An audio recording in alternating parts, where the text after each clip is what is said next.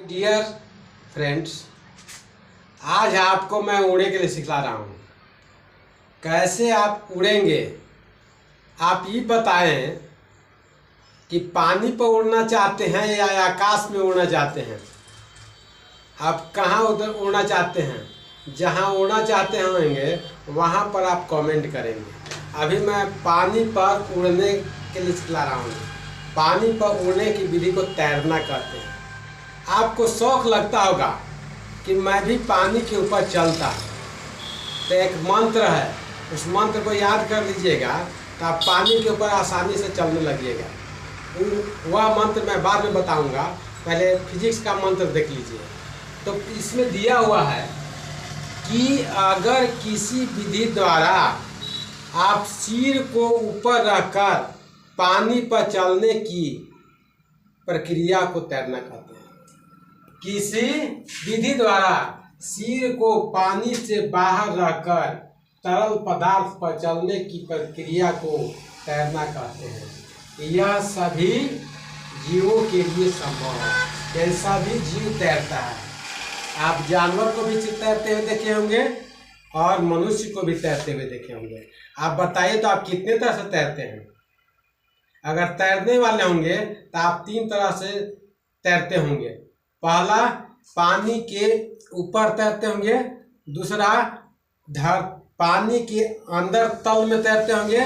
और तीसरा, पानी के बीच तल में तैरते होंगे। आप कौन तरह से तैरते हैं से कमेंट कीजिएगा। अब आप देखें, हम बता रहे हैं पानी के ऊपर चलने की प्रक्रिया को। अगर शरीर को पानी के ऊपर रखकर चलते हैं तो इस क्रिया को तैरना कहते हैं। अब तैरने के लिए जंतुओं को आसान होता है और मनुष्यों को बड़ा कठिन होता है। आखिर क्यों मनुष्यों को कठिन होता है? इसका कारण यही है कि मनुष्य का सिर भारी होता है शरीर की अपेक्षा।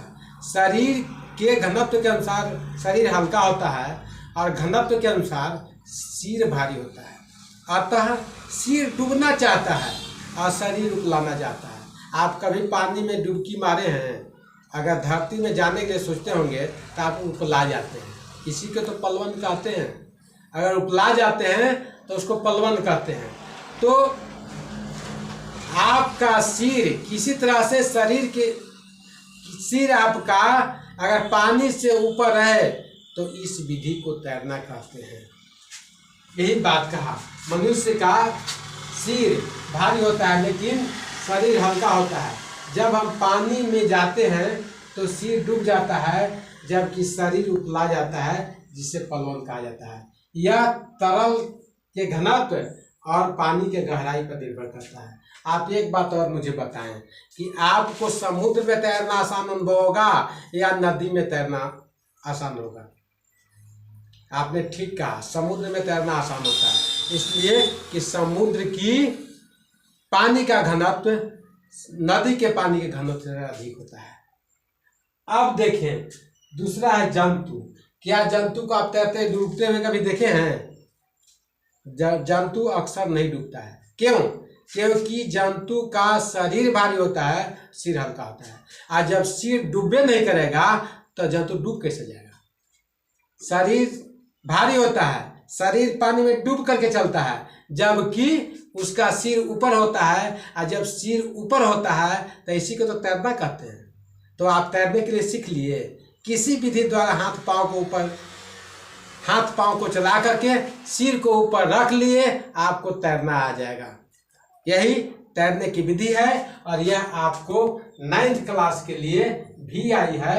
यह आने वाला क्वेश्चन है, इसे ध्यान से पढ़ेंगे, अपने दोस्तों के बीच में बांटेंगे, सब्सक्राइब करेंगे। Thank you.